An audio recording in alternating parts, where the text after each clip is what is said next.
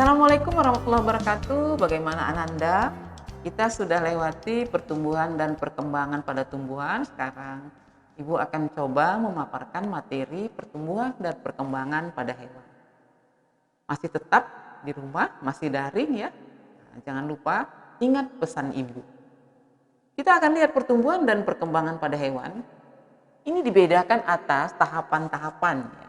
Ada tahapan embrio, ada tahapan pasca embrio.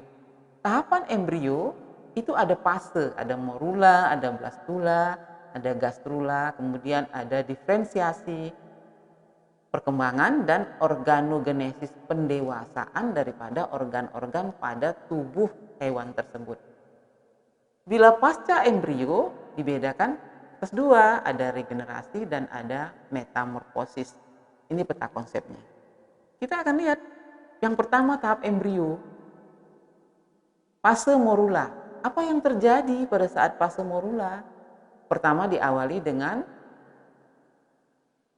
perkembangan vegetatif pada satu sel kutub. Kemudian ini akan berkembang menjadi 2 sel.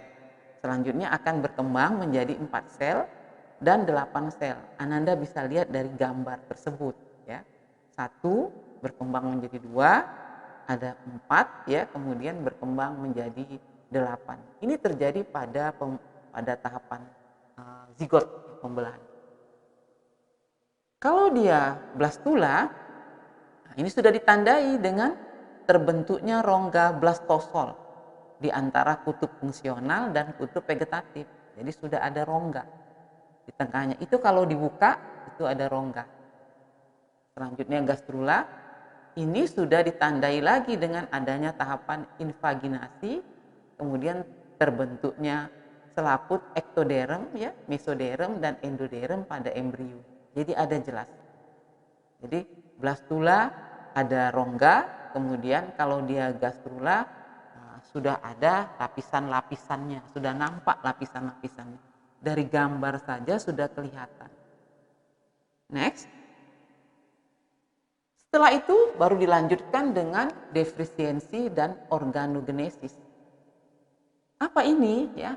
Merupakan fase di mana mulai terjadi diferensiasi dan organogenesis pada struktur dan fungsi sel untuk berkembang menjadi jaringan yang spesifik. Di proses yang mempengaruhinya adalah yang paling utama adalah faktor gen. Kemudian bagian daripada lapisan-lapisan tadi ya, pada akhirnya masing-masing bagian endoderm akan mengalami diferensiasi, pengembangan menjadi jaringan, epitel, pencernaan, kemudian menjadi bagian-bagian atau organ-organ yang terdapat pada sistem pernapasan, pada pankreas dan hati, serta kelenjar gondok.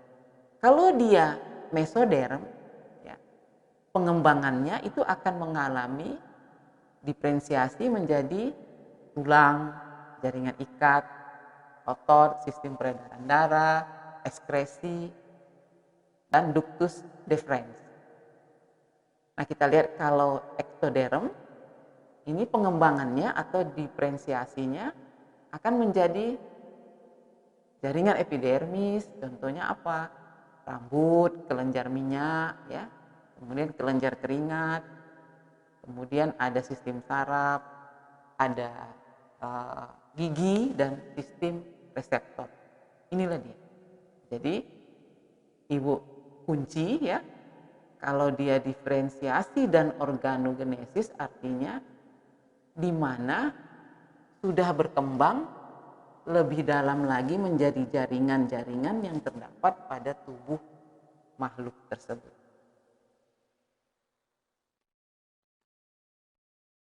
Nah, yang kedua sekarang kita akan coba lihat pasca embrio. Ini tandai dengan adanya regenerasi dan metamorfosis. Ini hanya pada hewan-hewan tertentu, ya, misalnya pada jenis planaria, cacing. Kemudian metamorfosis juga terjadi pada hewan-hewan tertentu. Contohnya pada belalang, ya, dia mengalami perubahan yang tidak begitu mencolok. Kemudian kalau pada kupu-kupu, dia mengalami perubahan yang sangat mencolok. Kita akan lihat Metamorfosis contohnya yang tidak sempurna dulu. Ini diawali dengan adanya telur, larva, kemudian semi imago dan imago. Nah, kalau yang sempurna itu terjadi pada kupu-kupu, diawali dengan telur, adanya larva, kemudian pupa dan imago. Ini metamorfosis. Sekian. Assalamualaikum warahmatullahi wabarakatuh.